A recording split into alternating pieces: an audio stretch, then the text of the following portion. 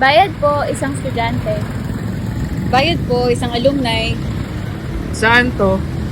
Sa Bread Tambayan po. Ano, tara?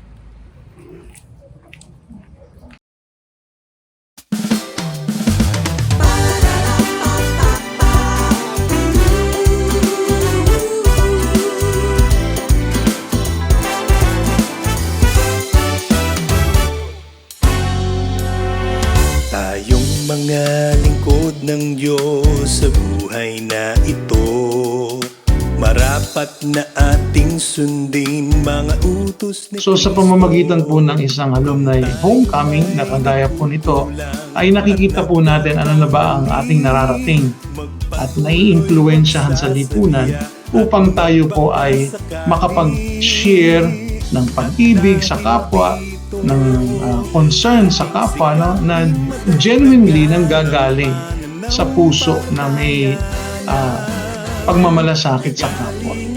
kaalaman, pagpipigil, pagtitiis, kabanalan, mabuting kalooban sa kapatid. Una sa lahat, syempre, masaya kami na marami kayo ngayon. Sana ay magpatuloy po kayo sa paggawa at wag po kayong mapanghihinaan ng kalooban dahil una sa lahat, syempre may Diyos tayong kasama at napakapalad po natin na bahagi tayo sa isang organisasyon kung saan nagnanais o naglalayon po na maakay yung ating mga kapwa estudyante. Pangunahin na po tayo magkakapatid din po ay mapatibay na tayo po ay maging involved po sa gawain. Kaya sana po ay kahit na anong busy natin sa school ay mabigyan natin ng oras at panahon yung ating tungkulin sa ating pag-aaral. Salamat po sa Diyos.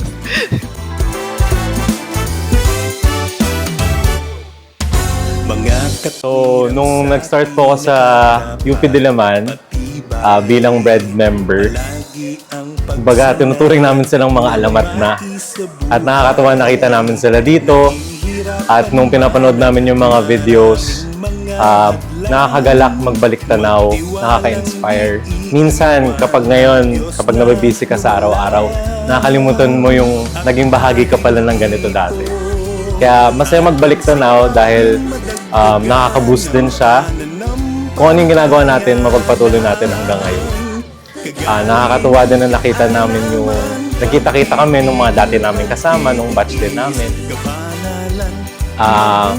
Kahit yung iba ay nasa Zoom, nakakatuwa na gusto nilang makibahagi sa ating gampanin ngayon.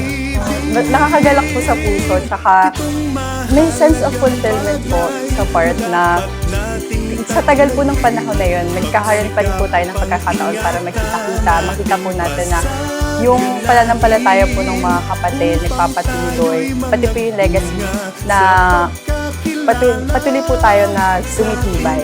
Hindi po, salamat po sa Diyos. Kristo na sinasamba. We have to remain strong. Kayo'y mga pakalakas. Yung ating itinataguyod, yung ating pinopromote, alam natin, aral ni Kristo. At kailangan ng puwersa. Kaya palakasin niyo pa ang puwersa, mga kapatid. Huwag kayong papipigil. Mag-ingat kayo, sabi sa Biblia, di ba? Unang Korinto 16:13. Magsipag-ingat kayo, magpakatibay kayo sa pananampalataya. Kayo'y magpakalalaki. Kayo'y magpakalakas. Yan ang labanan ngayon. Magpapakalalaki tayo, magpapakalakas. Paano? Makikipagdebate tayo ng away salita. Hindi. Paano? Yung ganda ng tinuro ng kuya. Itutuloy mo pa lang pala sa unang Korinto 16:14. Gawin! Ito pala yung paggawa kung paano mo execute. Gawin ninyo sa pag-ibig. Upang tayo'y bunga sa pagkakilala sa ating Panginoong Jesucristo na sinasamba. Kaalaman, pagtitigil, pagtitiis, kabanalan, mabuting kalooban sa kapatid, pag-ibig.